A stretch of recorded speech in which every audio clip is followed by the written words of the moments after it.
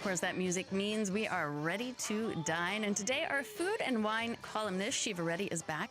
And she's exploring the good, the bad, and the story of olive oil. Hello, how are you? Hi, I'm well. How are you doing today? I'm doing well. So, where do we even start with olive oil? We go so far back. We go so far back. Now, the origins of olive oil date back to Asia Major, which is now seen as the Middle East, places like Iraq, Syria, Lebanon, Iran, Israel, and Palestine. Now, it essentially made its way over to Greece 4,000 years ago. Wow. Right? It's been around. It has been around. But then, it keeps going a little bit because then it went over to Sicily. The Greeks brought it to Sicily, who then eventually brought it to California and places like Africa. And so it's a symbol of prosperity, health benefits. It lit lamps at the time. It was for religious rituals, but also tasted very, very good. I got a chat with a gentleman by the name of Tonio Crenza, who has this beautiful olive oil company with his family. He's a sixth-generation producer. I caught him at an industry tasting, and I just had to ask him so many questions. Now, here he's just so proud of his region in southern Italy, in Puglia, and you can kind of hear him talking in the hustle and bustle of a kitchen here. Puglia region, the high heel of the boot of Italy, produces the almost the 50% of the Italian production of olive oil. So it's the major region that produces the olive oil, because it's very the coastline is very extensive, and the olive trees they like the breeze, they like the breeze of the sea, of the Mediterranean. So in Puglia we have over 60 million olive trees, meaning one olive tree for each Italian. I love that so much, do love that. right? And so, yeah, with that, and if you're looking at the production size of Puglia, that's 50% of Italy, which is 15% in the world. Now, he's an organic producer, and he's producing the high-quality extra virgin olive oil. And just like wine, the flavors really depend on the region and the actual olive they come from. Yeah, I'm actually very surprised just how different it can taste. You know, you just think it's an oil. It's not going to have much of an impact, but it really does. I'm curious, though, what the production of olive oil looks like.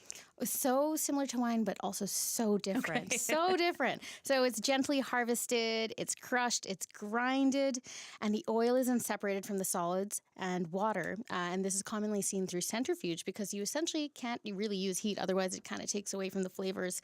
Now, there's many different kinds that we see on the shelves that are quite confusing.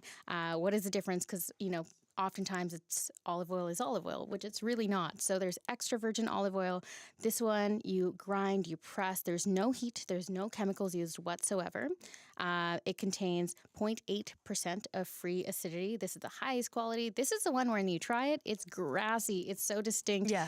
You don't want to do too much to it. You just want to use it for topping things off, for salad dressings or finishing. There's also virgin olive oil. This is the second highest quality. It's the same production method as the extra virgin olive oil. Now, this contains a little bit more acidity, and it's very good for frying and sautéing.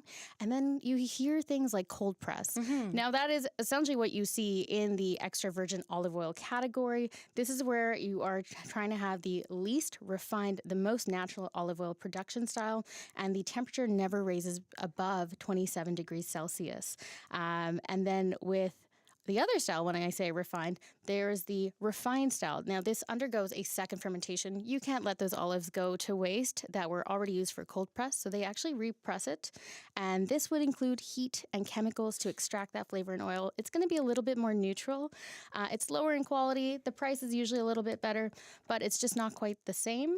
And then also it's good to note that around this time, you might get other oils added into the mix as well, like vegetable oils, despite the fact that it's still labeled as regular quality olive oil.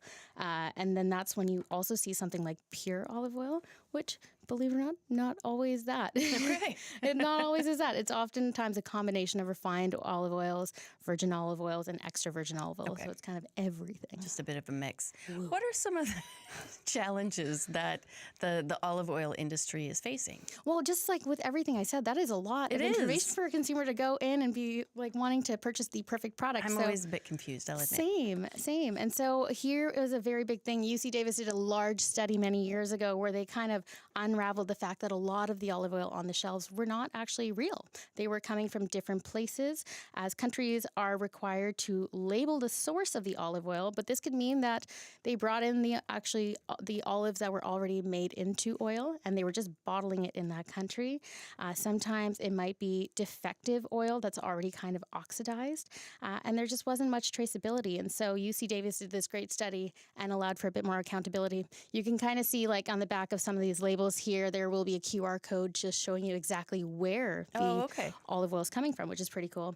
Another thing is within Puglia, which is the largest producer within Italy, a lot of their trees are dying. And this is also happening within Spain, where there's a lot of drought, Greece, where there's a lot of wildfire and floods.